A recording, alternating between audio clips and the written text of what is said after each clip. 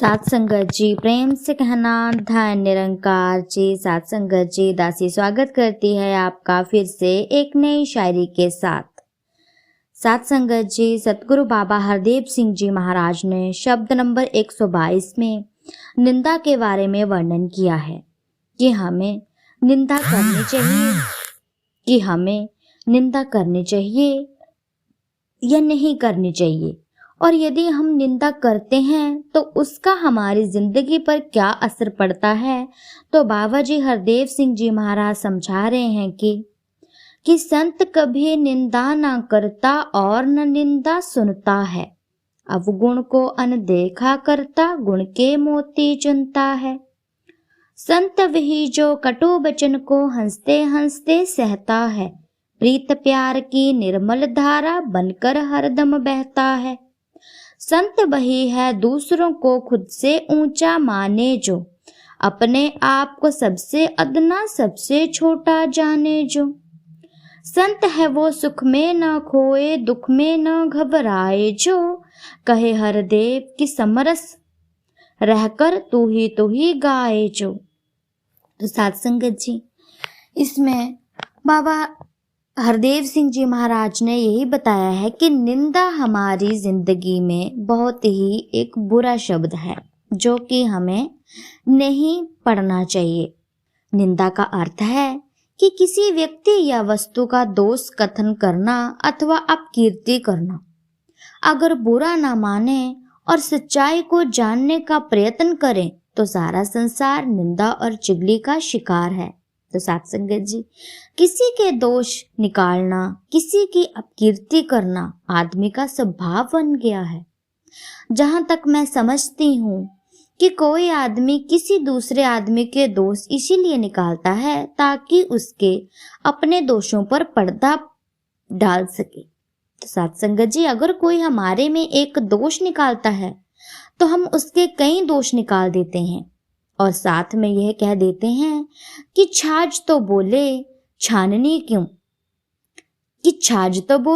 छाननी क्यों बोले, जिसमें इतने सारे छेद हैं। किसी के दोष निकालना, किसी की अपकीर्ति करना, निंदा करना, चुगली करना आदमी का शौक बन गया है। और कोई काम नहीं करने को मिलता है तो किसी की निंदा ही कर लो, समय आनंद पूर्वक गुजर जाता है। इसीलिए यह कहावत भी बनी हुई है साथ संगत कि आपके मित्र कितने हैं। अगर किसी ने कहा कि मेरे मित्र तो हजारों हैं तो कहते हैं कि बहुत कम हैं। और अगर कोई पूछता है कि आपके शत्रु कितने हैं तो कोई कह दे कि मेरा शत्रु तो एक है, जिसको सब जानते हैं तो लोग कहते हैं कि बहुत ज्यादा है।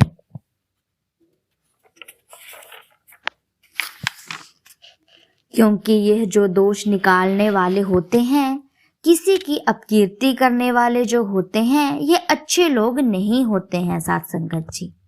यह समाज में किसी के साथ दुर्व्यवहार करते हैं, किसी को दुख देते हैं तो भले आदमी यह सहन नहीं कर पाते और अपने आप को बचाने के लिए यह भी आदमियों की बुराई करते हैं, निंदा करते हैं, उनके दोष निकालते हैं ताकि उनकी अपकीर्ति हो, लोगों का उन पर से विश्वास उठ जाए और ये समाज में खूब गंदगी फैलाएं। तो यह ऐसा चलता है।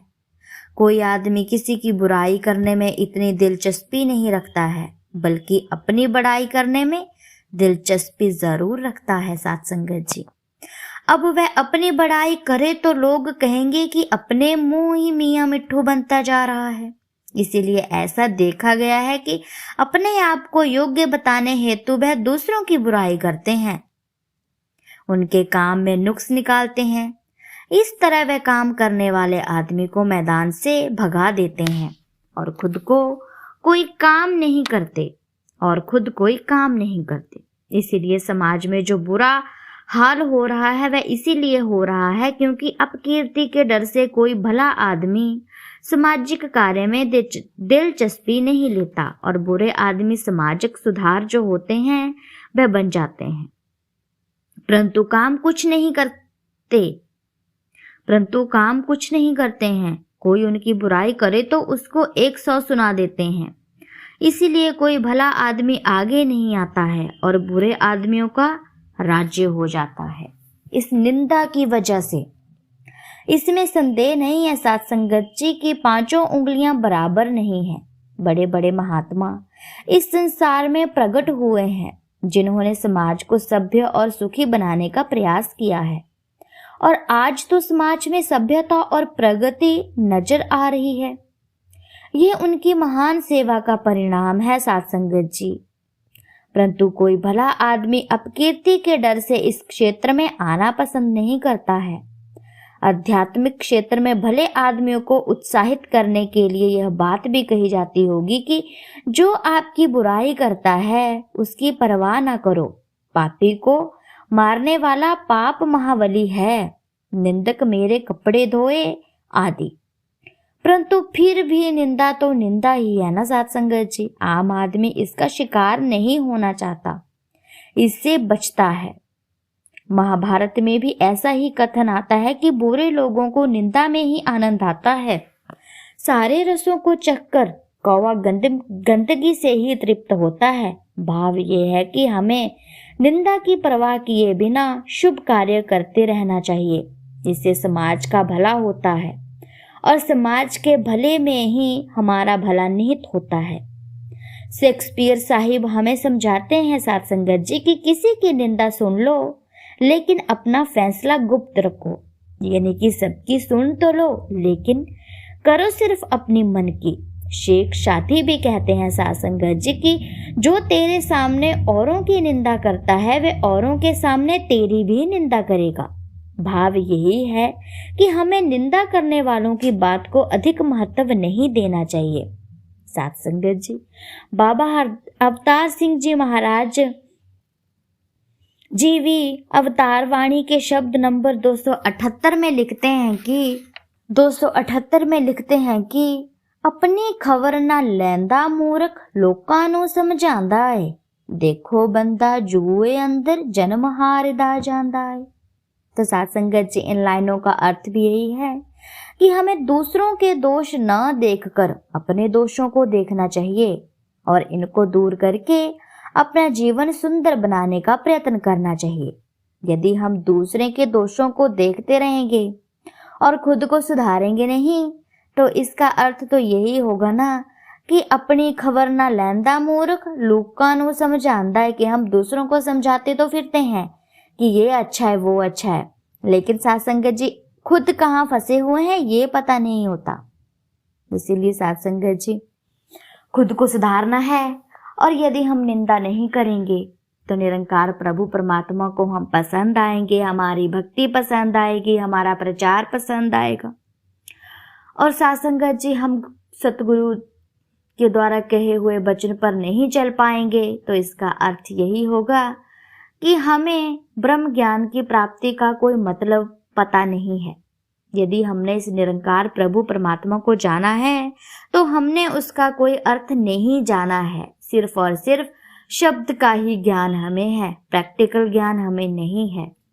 तो सत्संग जी हमें शब्द के ज्ञान पर नहीं चलना है, प्रैक्टिकल ज्ञान पर चलना है, जानने की कोशिश करनी है कि परमात्मा कहाँ है। तो सत्संगत जी दासी भी अरदास करती है कि दासी का जीवन भी शब्दों में ही कहीं गुप्त ना रह जाए, प्रैक्टिकली करके भी दासी दिखाए। तो सत्संगत जी आप जी संतो महापुरुष दासी को आशीर्वाद देते रहिएगा ताकि दासी का जीवन भी आप जी संतो महापुरुषों की तरह चमक पाए, सुधर जाए। तो सत्संगत जी दासी की शायरी और उसका भावार्थ अच्छा लगा हो तो चैनल को लाइक शेयर कमेंट और सब्सक्राइब जरूर कीजिएगा। चैनल पर नए हैं तो चैनल को सब्सक्राइब करना नहीं भूलिएगा और साथ ही साथ बेल आइकन का बटन दबाना भी ना भूलिएगा ताकि सत्संगत जी जो भी वीडियो डालूं सबसे पहले आप जी के फ़ोन पर ही नोटिफिकेशन आए। क्योंकि सत्संगत जी मैं ब्रह्म ज्ञान से जुड़े शब्द जो हमारे जीवन के लिए बहुत ही महत्वपूर्ण होते हैं उनके बारे में जानकारियाँ देती रहती हूँ ताकि लोगों को जल्दी से जल्दी जो है वो ज्ञान समझ आए, जो सतगुरु माता जी कहते हैं उनका भावार्थ समझ आए। तो सत्संगत जी ऐसी ही वीडियो मैं आप जी के सामने लेकर के आती रहूँगी। तब तक के लिए धन्य निरंकार जी।